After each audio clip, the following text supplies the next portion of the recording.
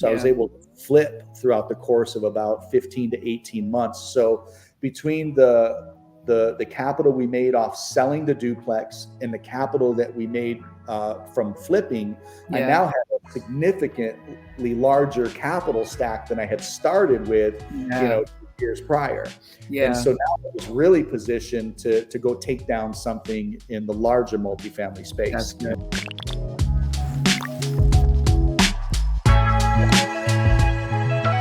Welcome back to another episode of Lessons into Blessings. I'm your host, Tari Thomas. We have with us a person I can call mentor and friend. I've known him for about a couple of years, a little over a year.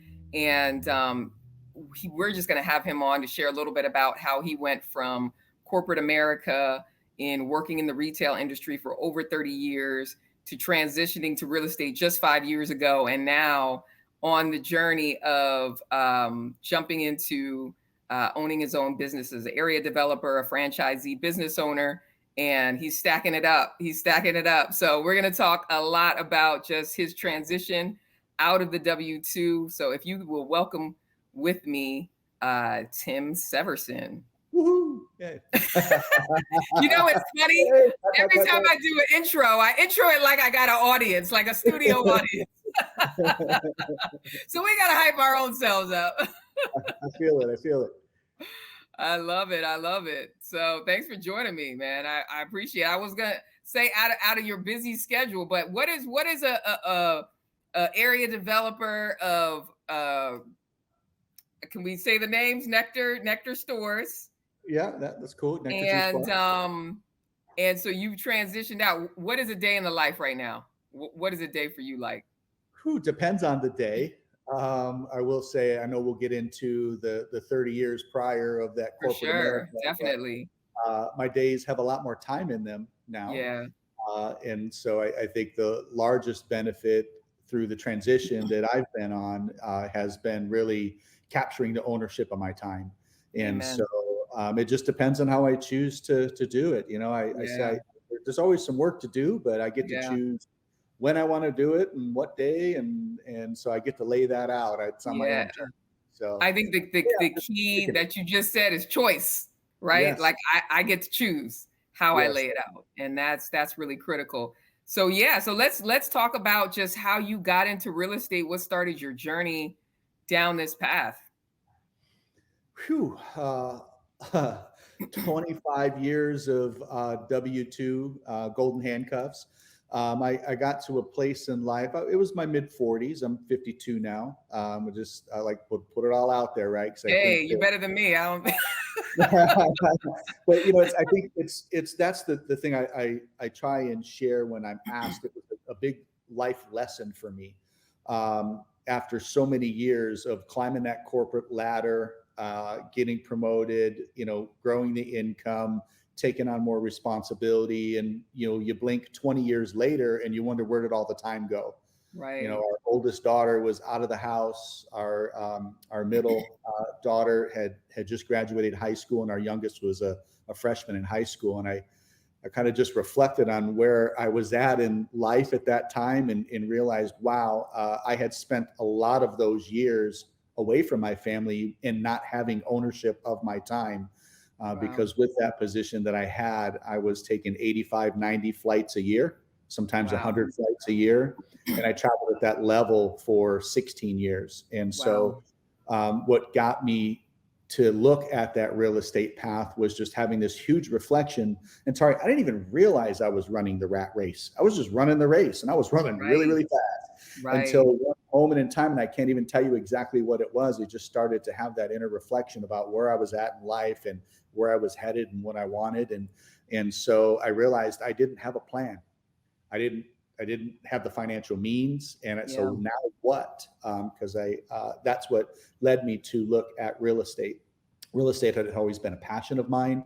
Yeah. And although I never done nothing with it, but it was that pivotal moment where I had my own self-reflection on, I have to do something, not exactly sure what it is, but I need to figure it out. So that led to the real estate investing side of things. Yeah. What do you think was that spark? I know you said you can't remember an actual moment in time, but what what was it, a shift that you're like, oh no, I got to make this happen, and I got to make it happen now. Like it's Yeah, that critical for me to make the shift. Cause like we get the promotions, and I get it, cause I've been there as well, of just like, the more you make, the more you get, the more it's like, the harder you have to hustle now, the harder you have to spin the wheel, you know? that's right. That's right. Yeah, run real fast. It was a combination of a couple things, I believe. One, I was closer to 50 than I was 40. For sure. You start to think, I believe as we get older, we start to think and reflect a little bit differently. That's not better or worse. I just think Right. you can only reflect in a way of the years that that you have, right? And so Yeah. I really started to think about things a little bit differently and what was truly important to me. So I think it was a combination of that combined with just, wow, my kids were like grown in a blink of an eye. What happened? And Right. and so it just started the thought process of, wow, where am I? Where do I want to go? So When you talked about, and you mentioned it a little bit, I didn't have a plan. Where did you, now you're coming to all of these realizations. What said, okay, how do I start to build a plan? What does the plan even look like? What kind of, how'd you create the plan? Google.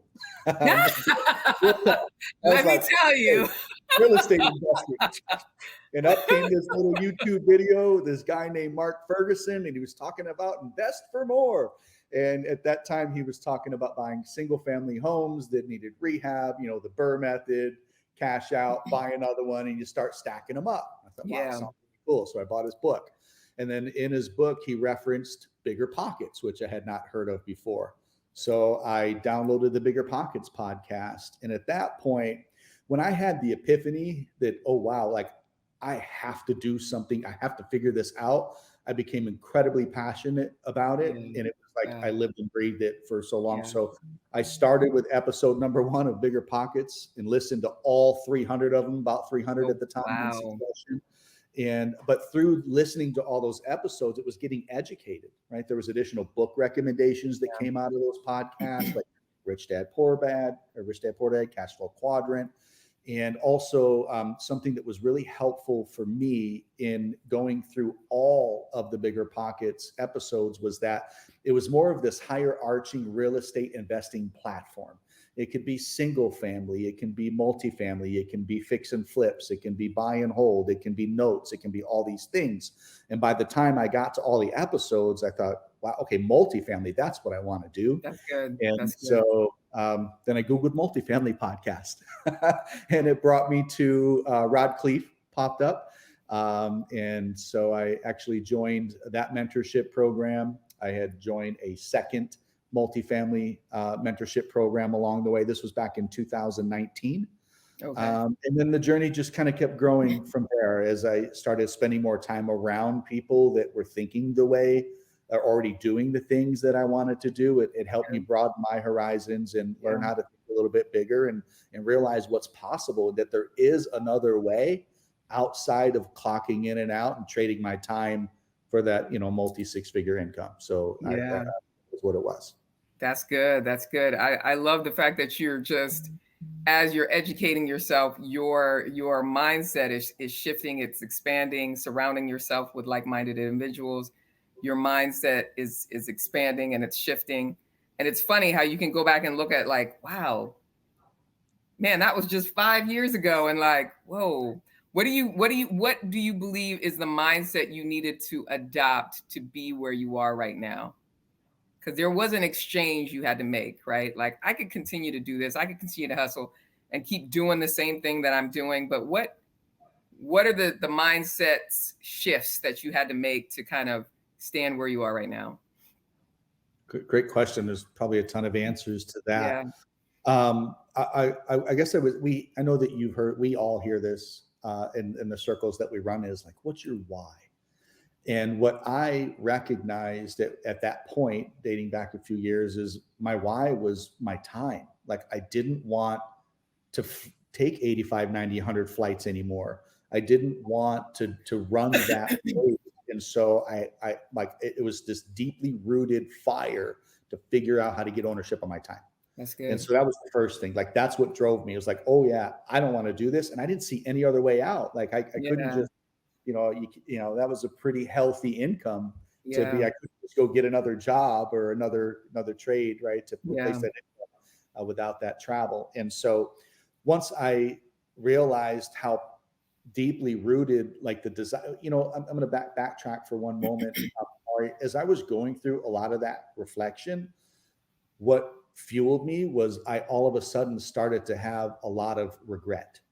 And it was Mm. a deeply rooted regret, thinking about the years of all of that travel as my kids were growing up and I was on the road so frequently, and realizing that I can never get that time back. Yeah. And so Yeah. now I'm fired up, right? So now I'm Right. going to figure this thing out. Yeah. So Exactly. that's what, like, that was the pivot. And then from a mindset perspective, again, the drive was there. So, because once I was fueled, the drive was there. So the mindset, I guess, came along with the more educated I became about the real estate investing side of things, the more Yeah. confidence I had in that I can do that. And Yeah. then as I started to spend more time with people in those circles that had already accomplished the things that I was aspiring to do, that also gave me confidence that, Yeah. hey, I can do that too. Yeah. And so I think there's this abundance mindset that tends to run throughout the real estate investing, at least the multifamily community Yeah. For specifically. sure. Right? Think about how we met, or the Yeah. people that we know, or just that circle. There's a mindset of abundance. There's a mindset of growing and wanting to give, and it's really collaborative. And so that really inspired me as well. So it just taught That's me good. to think bigger, and to think differently about what it is I could do. I Yeah. didn't have complete clarity as I started going down that path. I had to figure it out along Yeah. the way. Yeah. And along the way, it kept evolving, right, for Yeah. where I was at that moment in time. Yeah. And so it was this constant shifting and changing, but I was consistent with going down the path that I was on That's good. towards that I had to get out. Yeah, no, that's good. I think you tapped on so many things. One of them just being surrounded with like-minded individuals, but not being okay moving forward when there's not full clarity, right? And Yes. I think part of that is the people you're surrounded about, because you realize, well, they didn't know it either, right? They didn't 100% know it either, but they got around people who may have known it and helped them take them the next few steps, or they figured it out. And I can't imagine if I waited until I knew everything. Oh my God, there's always something you don't know. You know what I mean? And so I'm kind of a learner by doer. So I think that just so many people get stuck on the fence because they're just so afraid of the unknown, right? And Hesitant. so I think that's a huge one. That's a huge one.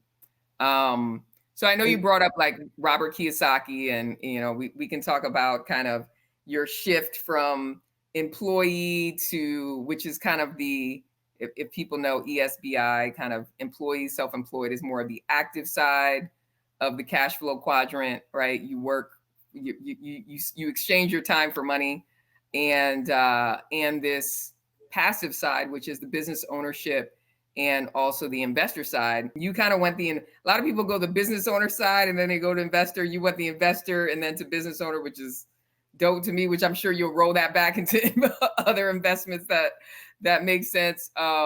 Share with us and just your transition now as you're getting in. I don't know what your first investment was that you took down and how you went about taking it down, but you've surrounded yourself around the right people, like-minded individuals. What was your first kind of property that you were able to take down and then kind of really start snowballing?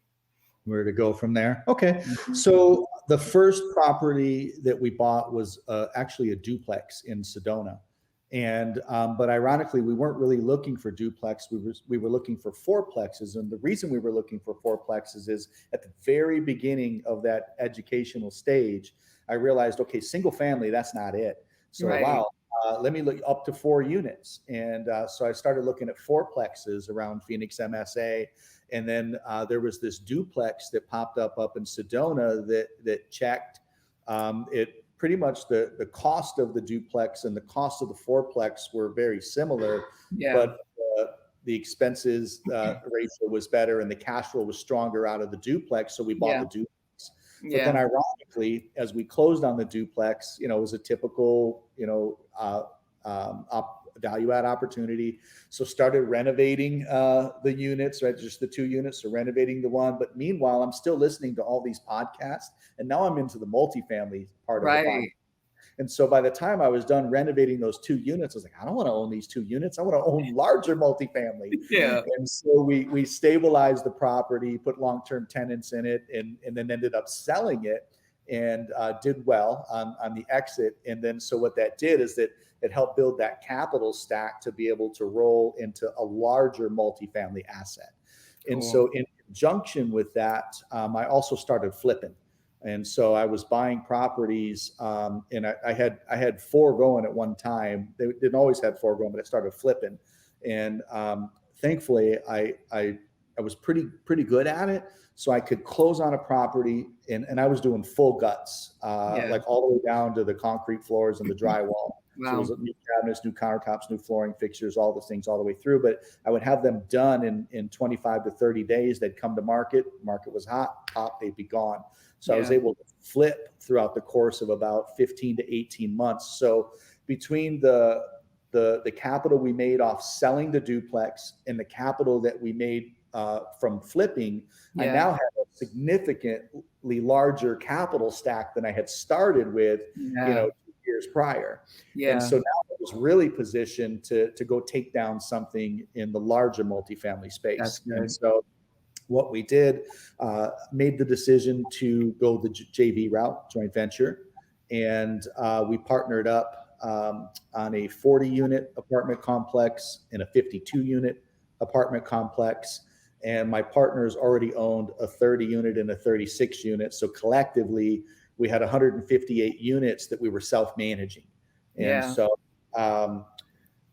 that's how it went. And then as it had progressed, just recently, we had exited those properties several months back, and which now all that liquidity came back in, which is now fueling the growth of the B quadrant, which is the franchise the development and opening. That's awesome. That's awesome. I'm going to take you a little bit back. So going into the multifamily, you still use some of your active energy and the assets that you had, right? Like, let's assess what we got to work with. You jumped into the duplex, you jumped into kind of the small multifamily and flipping to say, okay, I know where we need to go to, right? You set your goal, you knew what your vision was of where you wanted to go, and we're going to do whatever it takes to get there, right? And so it sounds like you have some do you have rehab skills? You know how to Apparently I do. It sounds like it.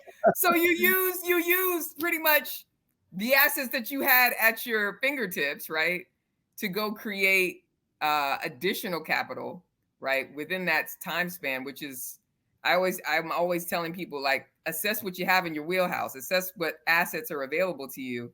Maybe it's people, maybe it's, the skills you have, maybe it's, whatever, right? Like, utilize it to help continue to grow. But I love that you kept snowballing to get to this place where you could eventually do what you needed to do. And it sounds like it helped you get into that larger space where it wasn't as intensive as the space. You knew you had to be active for a certain time to get to the passive space that you were in when you had the higher number of units where you could actually, it sounds like you self-manage it, but there was somebody that was taking on that responsibility. Now you have partnership, and the weight's not only on you and your wife's shoulder, right? Correct. Yeah. The huge part of the multifamily space, commercial multifamily, is being able to leverage your partners, right? Because there's still a lot of things to oversee and to manage. But yeah, and even just to step back for a second, as I was Yeah. thinking about that duplex, the flips, and then for me, I was focused on getting to that I quadrant, but realizing is that I had to have enough capital to invest that, based upon the cash on cash return, was going to be able to exit me from the W-2. Right. Sounds good, but that's a lot of capital. And Right. so ultimately, as I started investing in the apartment complexes and such, the cash flow off those investments wasn't enough to break me free from the W-2. And so that's where the mind started to spinning and thinking about, well, what other ways are there? And I think it was the second time around when I read the cash flow quadrant that B quadrant really stuck out to me, and thought, how can I apply, as you mentioned earlier, the skills that I already have to be able to put capital into this B quadrant that will generate a significantly greater amount of cash flow, that now I'm totally free. And once Right. that light bulb went off, I mean, it was like boom, boom, boom, and I was out in 90 days. And Yeah. so pretty quick transition. Yeah, no, that's good. I think there's, I was literally just having this conversation with a friend on, they're wondering what they do with this, this eightplex that they've just rehabbed. And it's really a question of your goal. What's everybody, you can try to follow other people's patterns, but you start with the end in mind. So start with the end in mind may look differently for other people. But based upon your end, right? You said, hey, you know what? The appreciation that I'm going to get off the sale is what I need from a capital standpoint to go make the investments, to do what I need to do to then pour it into the B. And how did you start with the end in mind? How did you kind of take that and continue to get into this B space? Yeah, interesting. Okay, I love. This is helpful. You're helping me think through a lot of this, right? Like, I'm not sure, how did I get there? but so that capital stack I had built, I'd actually only invested half of that capital into the apartment complexes, and I held half of it, because what I had identified was, once it's gone, it's gone. And so I had to be really protective of it. And then through realizing that the cash flow, at least in the short term, right? For me, the end goal was ownership of my time. Yeah. It was never, the millions and all these things. It was, right. I own my time. That's it. That was the end goal. Yeah. And I realized that just investing in the multifamily, while maybe several years down the road, maybe it's 3, 4, 5, who knows what the timeline's going to be, right? That the return is, wow, that's significant, but that wasn't fast enough for me. I wanted out. And so that's when I had realized that capital I held back, hey, I can pivot and I can place this in the B quadrant. And that's when I signed that area development agreement for the franchise to open the franchise business, which was producing, I mean, it's night and day, the cash flow that comes out of that business versus the real estate business. Yeah. It's good that you talk about that, because I think depending on who you talk to, if you talk to people who are in stocks, people who are in real estate, people who are in, everyone kind of, lack of a better word, they can sometimes pee on other people's spaces. And I'm like, look, money is money is money. Wherever you can find a space where it makes a good return, then go place your bets where you need to go place them, right? And so it's good that you were able to, like, it's real estate is great, and I still think it's one of the best areas for investments, but there are other places that make sense, and particularly may make sense within a certain time period, right? Because there are cycles, and what looked good 2 years ago may not look good now, right? And so you're still playing in that passive space, right? Where it's like, hey, I've seen an opportunity on the business side where I can continue to generate. It's still passive at the end of the day. And one thing that as I'm thinking about, as I'm asking you these questions, because we talk about the active and the passive side of the cash flow quadrant, how do you in shifting from getting out of corporate America, it's been like what, 2 years now, right? Something like that. Yeah, 18 months. Yeah. 18 months. Wow, you got it down to the months. You were like, woo, when I let go, I got to count my years out. Yeah, But, that's right. but even with me transitioning out, how do you keep yourself, even though you're on the passive side, you're on the business side, you're on the investment side, how do you stay out of the active side of the business and investment side? Because I have to get out of my hustle culture mentality of like, yeah, I'm a business owner, but my hands are way too much in this business. My hands may be way too much on this investment. How did you kind of help yourself? Like, we own it. It's supposed to work for us. We're not supposed to work for it. You get what I'm saying? Like, yeah, I do. I know exactly what you're saying, because as a franchise owner and now multiple locations, you have two different types of owners. You have an owner that may be in that business every single day, just grinding it out, or you do have an owner that's, can be passive or semi-passive, whatever level they choose to engage in. So what was great for me is the career that I had in the corporate world. The job I retired from 18 months ago, I had 58 different store locations across 9 different states. And I had up to 2,000 employees. And so I was a corporate executive, but I spent a lot of my time in the field, most of my time in the field. Yeah. But I didn't operate any one of those 58 stores. I had a team of people. I had a group of district managers that oversaw the stores, leaders that oversaw the teams. And so my role was just to guide, mentor, inspire, help, grow the folks that were underneath my leadership to be able to run those run those businesses really successful. So it was really passive outside of my time, because I was always in a store somewhere. I was never really doing the work in the stores, but I was always on the run, because you got to 58 of them. You got to see 2-3 times a year. You're rolling through, right? So coming from that, now just having 2 locations, one's only 5 minutes from my house, the other is 20 minutes from my house. That's very, very easy to me. Yeah. And so I don't say that with disregard, but it's just condition. So it just comes back to the people that I've been fortunate enough to be able to hire and train and put in place and empower them to take ownership of the business. And so, they're running them right now. No, that's good. So, I mean, you really did just transfer that knowledge and skill that you were already utilizing in what you did in the corporate space, and parlayed that really into something like, why am I not owning it? Right? It's like, I'm already doing it for someone else. Why am I not just doing it for myself? Right? And creating that same structure. So that's really good that you were able to parlay that. Mm-hmm. Yeah, it's been a blessing for sure. Yeah, no, absolutely. Awesome. So this is Lessons into Blessings podcast. It would not be it unless we asked this question.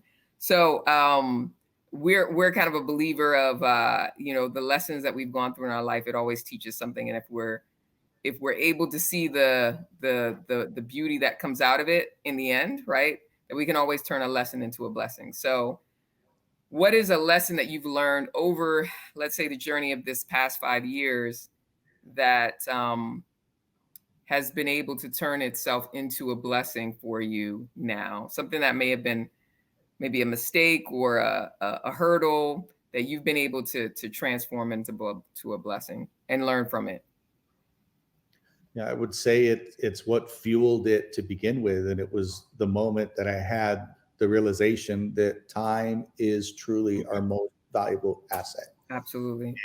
And when I had realized how much of my time I had spent away from my family, my house, my friends, again, not in a bad way. It's just this life, right? Running the rat race, Yeah. And so that was my largest lesson. And based upon that lesson, it's what fueled the fire to figure out how to get ownership of it as quickly as I could. And so, I really like having conversations with a lot of the youth, if you will, or the younger folks. Yeah, My for kids are sure.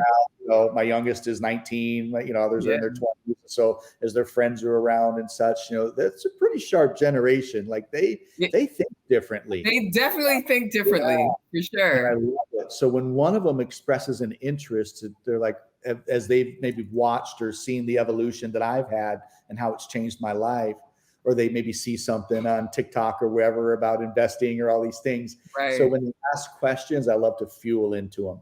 And so I like to take the lesson that I had, which was 20 years of my life, from 25 to 45.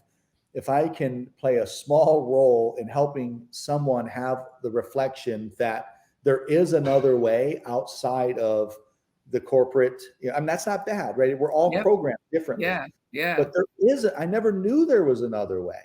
I didn't have anybody in my family that was a business owner or an investor. You know the drill. You go to Yeah. school, you go to Yeah. college, you get your degree, you get the corporate job, you climb the corporate ladder, you invest in your 401k. That's all anybody had ever done around me, right? So until you're exposed that there are other routes, you don't know Yeah. any differently. Yeah. And so that's the lesson that I had, unfortunately, 20 years too late. So now anytime I can bend someone's ear, if it can shave a few years off of, how they may be able to spend their time or have faster. Yeah, absolutely. So what's the best nugget you'd give them now, that 20-year-old kid? Um, I'm sure there's tons. yeah. Well, I guess one thing I've learned quickly is that you can't force them to want to have the knowledge, right? So, but Sure. it would be to get educated on there are different ways to build the life of your dreams. Yeah. And that depending upon their background or circumstance or mindset that they've been conditioned with, that maybe there are other ways. It would be to read Rich Dad Poor Dad. It would be to read Cashflow Quadrant and just understand that if it's something that inspires them towards, then get educated, learn about it. That'd be one thing, right? But sometimes it's hard to do. But some of them already have it. And to take action early. A lot of these kids, they're programmed to think they got to have it all figured out at 18 or 19 or 20. Right. You don't, Right. right? No one has it. None of us had it figured out at that point. Exactly. Right. But it would be to gosh, Tari, that's such a good, I don't even know how to answer the question. It's planting the seed. They have visions and they have dreams and they have goals, but they may not always necessarily know the different paths they can take to get there. Right. So I would just hope that any of these youthful folks have the gift of just being exposed to the different paths. You've got the left side of the quadrant and you got the right side of the quadrant. Yeah. All of us, we're just straight up left side, and that's okay. We are going to be employees and we are going to grow that, we're going to grow our income that way. But, and if we do that, we got to recognize that some of that income, it isn't just getting the bigger lifestyle. Maybe that is how I'm dancing my way around to this. Yeah. But it's to conserve some of that and place it in the I quadrant. Absolutely. Place some of it in the B quadrant early on, because it's the long game, not the short game. Yeah. I liked when you were starting in on the planting the seeds. Plant the seeds early and you realize how fast it will grow. You know what I mean? Like just getting out in that front of that early, and you just never know where it's going to turn into. So that's good. That's good. Well, thanks, Tim. I appreciate you coming on the show. Is there a way that if people needed to get a hold of you, I know you're kind of on the the area developer side. Now you're like, don't get in touch with me now. Well, so here's what's interesting. Well, I'll leave you one last thing. So that whole quadrant, right? While at the moment I'm super focused on the B quadrant, it's purely because it's a cash flow machine.